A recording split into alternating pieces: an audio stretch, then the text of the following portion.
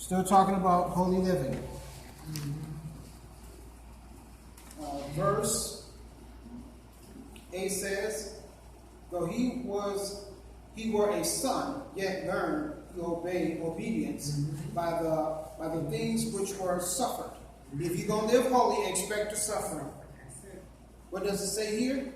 Christ learned by experience the suffering and cost of hardships, often result from faithful obedience to God in a corrupt world. This is a corrupt world. If you're going to live, you're going to expect and see some corruptness.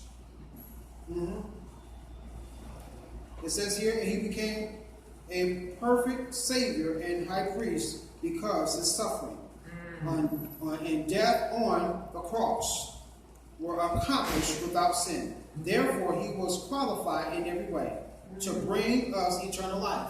He never murmured and complained when they beat him. The Philistines beat him, mashed the thorns on his head. That's a priest, but it's also our Savior.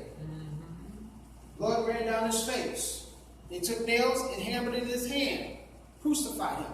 He never complained. Towards his end, he said, Father, forgive them, for they know not what they do. Eli, Eli, sabachthani. Forgive them, for they know not what they do. Can you say that when people crucify you? Some of us can't do that. Some folks start cussing. Seriously. Some people can't take it.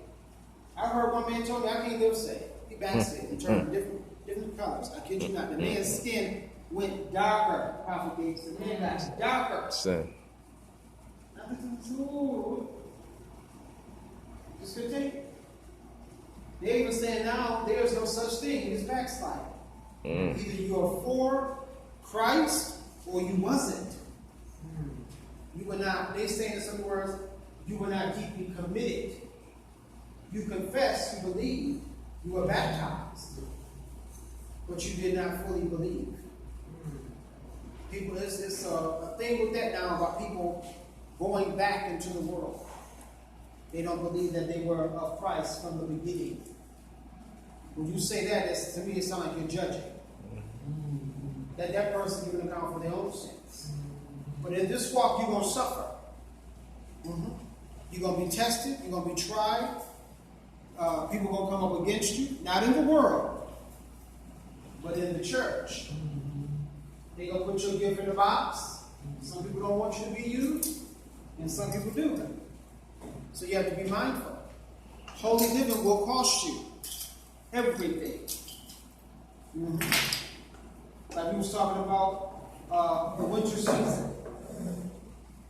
That's part of holy living. Can you trust God in that winter season? Are you going to suffer for Him? When our tests and trials come, we can't tell God to cut that off. He's burning something out of you. Your own flesh, your carnality, and putting in you His righteousness. That's why we have to live holy before a holy God. What does it say here? He was made perfect and became the author of eternal salvation unto them that obey Him. Called of God and high priest after the order of Melchizedek. Here we go again, Melchizedek. That's what we talk about again about Elder Shropshire. We talk about King of righteousness. Yeah. Yes. She already knows she's scholarly. So yeah. I ain't thinking about her today, but anyway. So people already know. It's the truth. Yeah, go ahead. I would like to add on one thought came to my mind about Melchizedek. Even though he was in around a lot of nations, a lot of other people, he did not serve their God. And that's one area where if you are a priest, you got to serve the Most High God. Not bow down to idols. You got to know, you got to discern what type of worship that you worshiping. In Melchizedek, he only worshiped the true and living God. He wouldn't bow down to the idols. He wouldn't submit himself. And that's one part of suffering. Yes. Because when you begin to realize there's only one God, we don't bow down. I don't want to go up to the definitely, because I can say something, but a lot of Christians don't understand the prophetic the prophetic subject about kneeling down. Exactly. Kneeling down. Yeah. One of the commandments God said, thou should not bow thyself to other gods. Kneeling. We have a big description about that on the on the news when you see people bowing down to certain deities and people getting judged because they won't bow. That's the suffering. Mm-hmm. Because if we bow down to anything else but God, then we bow down to images. Exactly. And that's one thing I like about Melchizedek.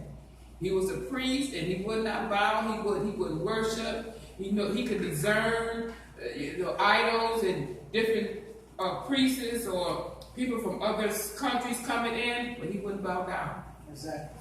And that same order is for today. Amen. Even when you come into the knowledge of going, say if you join a new church, two things you have to remember. When you join a new church, and this is not being critical, hear what I'm saying. Know that church doctrine and that church history.